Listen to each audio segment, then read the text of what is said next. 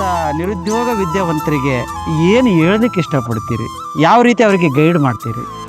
Sir ನಾವು ಯಾವ ರೀತಿ ಗೈಡ್ ಮಾಡ್ತೀವಿ ಅಂದರೆ ಸರ್, ಕೆಲಸ ಅನ್ನೋದು ತೊಗೊಂಡಾಗ ಪ್ರತಿಯೊಬ್ಬರಿಗೂ ಕೆಲಸ ಮಾಡಲೇಬೇಕು. ಅದರಲ್ಲಿ ರೈತರು ತುಂಬ ಹಾರ್ಡ್ ವರ್ಕ್ ಮಾಡೋದು. ಸೊ ಈ ಕೋಳಿಯಿಂದ ಸರ್ ನಾನು ತೊಗೊಂಡು ಪ್ಯಾಕಿಂಗ್ ಮಾಡಿ ಮಾರ್ಕೆಟಿಗೆ ಸರಬರಾಜು ಮಾಡೋದು. ನಾನು ಉತ್ತಮವಾಗಿ ಒಬ್ಬ ಸಾಫ್ಟ್ವೇರ್ ಇಂಜಿನಿಯರ್ ಏನು ಸಂಪಾದನೆ ಮಾಡ್ತಾರೆ ಆ ರೇಂಜಲ್ಲೇ ನನ್ನ ಸಂಪಾದನೆ ಇದೆ.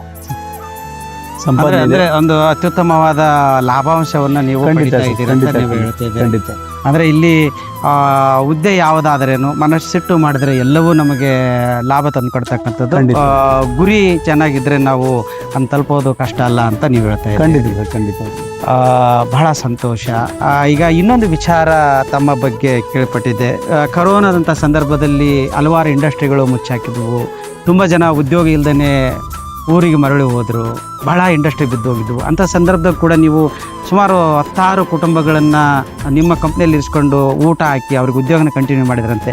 ಯಾಕೆ ಸರ್ ಈ ಕಾನ್ಸೆಪ್ಟ್? ಯಾಕೆ ನೀವೆಲ್ಲರೂ ರೈತರ ಅಂದರೆ ಹಳ್ಳಿಯಿಂದ ಬಂದರೆ ರೈತರ ಮಕ್ಕಳನ್ನ ನೀವು ಕೆಲಸಕ್ಕೆ ಇಟ್ಕೊಂಡಿದ್ದೀರಾ ಅಥವಾ ಏನಂತ ಅರ್ಥ ಆಗಲಿಲ್ಲ. ಯಾವ ಉದ್ದೇಶಕ್ಕೆ ನೀವು ಅವ್ರನ್ನೆಲ್ಲ ಸಾಕಿದ್ರಿ ಆ ಸಂದರ್ಭದಾಗ? ಸರ್ ಆ ಸಂದರ್ಭ ಸಾಕಕ್ಕೆ ಕಾರಣ ಏನಿದೆ ಸರ್, ಏಕಾಕಿ ಒಂದೇ ಸರಿ ಎಲ್ಲರೂ ಯಾರು ನನಗೆ ಬೇಡ ಯಾರು ನನಗೆ ಬೇಡ ಅಂತ ಲೇಬರ್ಸ್ ಜನಗಳನ್ನ ಬಿಟ್ಬಿಟ್ರು. ಆ ಸಂದರ್ಭದಲ್ಲಿ ನಮಗೆ ತುಂಬ ನೋವಾಯಿತು. ಎಷ್ಟೋ ಜನ ಬೀದಿಲಿದ್ದರು, ಊಟ ಇಲ್ಲ, ಮಲ್ಕೊಳ್ಳೋಕ್ಕೆ ಜಾಗ ಇಲ್ಲ, ಕೆಲವು ಕಡೆ ಮನೆ ಖಾಲಿ ಮಾಡಿಬಿಟ್ರು, ಕೆಲವು ಕಡೆ ಎಲ್ಲಿಂದಲೇ ಬಂದು ಮದ್ದಿಸಿಗೆ ಹಾಕೊಂಡ್ಬಿಟ್ರು. ಅಂಥ ಸಂದರ್ಭದಲ್ಲಿ ನಾವು ಮೊಟ್ಟೆ ಬಿಸ್ನೆಸ್ ಚೆನ್ನಾಗೇ ಇತ್ತು ಸರ್. ನಾವೆಲ್ಲೂ ಓಡೋಗಲಿಲ್ಲ, ಯಾಕೆ ನಾವು ಹೆದರಲಿಲ್ಲ.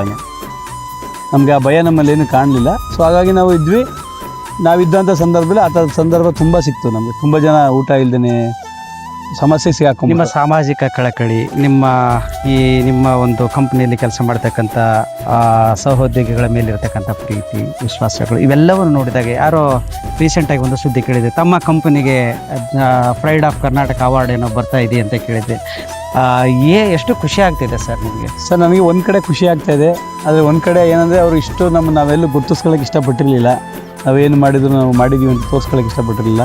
ಬಟ್ ಈ ಕೆಲವು ಕಡೆಯಿಂದ ಎನ್ಕ್ವೈರಿಗಳು ತೊಗೊಂಡು ನಮ್ಮನ್ನು ಅದಕ್ಕೆ ಸೆಲೆಕ್ಷನ್ ಮಾಡೋದಕ್ಕೆ ಮುಂದೆ ನಿಂತಿದ್ದಾರೆ.